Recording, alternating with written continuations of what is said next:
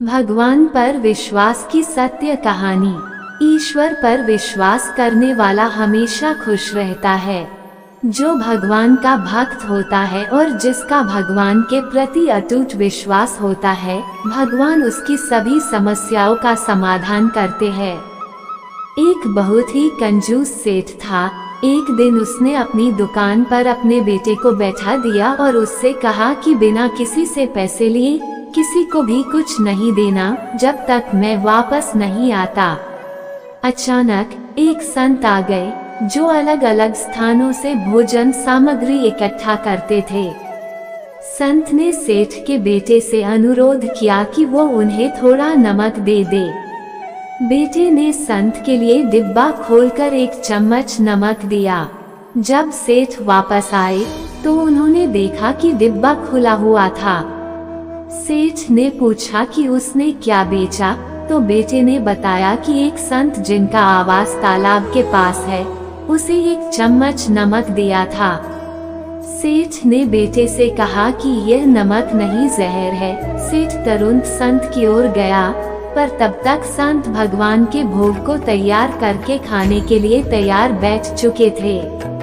सेठ ने दूर से ही बोला कि महाराज, आपके लाए गए नमक में जहरीला पदार्थ है, कृपया इसे न खाएं। संत जी ने कहा, सेठ जी, मैंने नमक को भोजन में मिला दिया है और प्रभु को भोग लगा दिया है, इसलिए अब मुझे भी खाना अनिवार्य है। क्योंकि इस तरह संत ने भोजन को प्रसाद मानकर खाना शुरू कर दिया। सेठ जी के होश उड़ गए और वे रात भर वहीं बैठे रहे। सेठ के मन में उस समय ये ख्याल था कि अगर संत को कुछ हो गया तो उसकी बड़ी बदनामी हो सकती है। वे सोचते रहे कि अगर संत की तबीयत खराब हो गई तो कम से कम एक वैद्य की सलाह तो जरूर लेंगे। सोचते सोचते उन्हें नींद आ गई।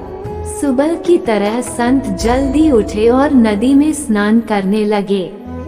सेठ जी ने पूछा, महाराज, तबीयत ठीक है ना? संत ने मुस्कुराते हुए कहा, भगवान की कृपा है। इसके बाद संत ने पूजा करने के लिए मंदिर जाने की यात्रा आरंभ की। जैसे ही संत ने मंदिर में प्रवेश किया, उन्होंने देखा कि भगवान की मूर्ति के 2 टुकड़े हो गए थे और मूर्ति का शरीर काला पड़ गया था। इस दृश्य को देखकर सेठ को सब समझ में आ गया कि भक्त के अटल विश्वास के कारण भगवान ने भोजन के रूप में जहर को स्वयं अपने अवतार में ग्रहण कर लिया और उसे भक्त के रूप में प्रसाद के रूप में स्वीकार किया। इस घटना के बाद सेठ ने तुरंत अपने बेटे को दुकान की जिम्मेदारी सौंप दी और स्वयं संत की शरण में आकर भगवान की भक्ति करना शुरू किया। एक और कहानी ईश्वर के विश्वास की। एक व्यापारी ने अपने अवकाश के दिनों का आनंद उठाने के लिए एक नाव बनवाई। नाव तैयार होते ही उसने उसे समुद्र में ले जाने का निश्चय किया। समुद्र में नाव धीरे धीरे आगे बढ़ती गई, लेकिन तभी अचानक एक तेज तूफान उठा। नाव तूफान की तेज हलचल में तहस नहस हो गई, लेकिन वह आदमी लाइफ जैकेट पहनकर समुद्र में कूद गया। तूफान शांत होने पर वह व्यक्ति तैरते तैरते एक टापू पर पहुंचा। हालांकि वहां किसी भी व्यक्ति की कोई स्पर्शशील चिन्ह नहीं था। टापू के चारों ओर समुद्र के अलावा कुछ भी दिखाई नहीं दे रहा था। उस व्यक्ति ने सोचा कि जब मैंने अपने पूरे जीवन में किसी का बुरा नहीं किया है, इसलिए मेरे साथ भी बुरा नहीं हो सकता। उसने विश्वास किया कि ईश्वर ही बचाएगा। उसने धीरे धीरे टापू पर उगे हुए झाड़ फूलों को खाते हुए अपने दिन बिताने का आरंभ किया। हालांकि धीरे धीरे उसको लगने लगा कि वो इस टापू पर फंस गया है। फिर भी वो ईश्वर पर अपना पूरा विश्वास बनाए रखता था। उसने विचार किया कि इतने दिनों से जब वो यहाँ रह रहा है, क्यों न यहाँ एक छोटी सी झोपड़ी बना ली जाए। कौन जाने कितने और दिन यहाँ बिताने पड़े।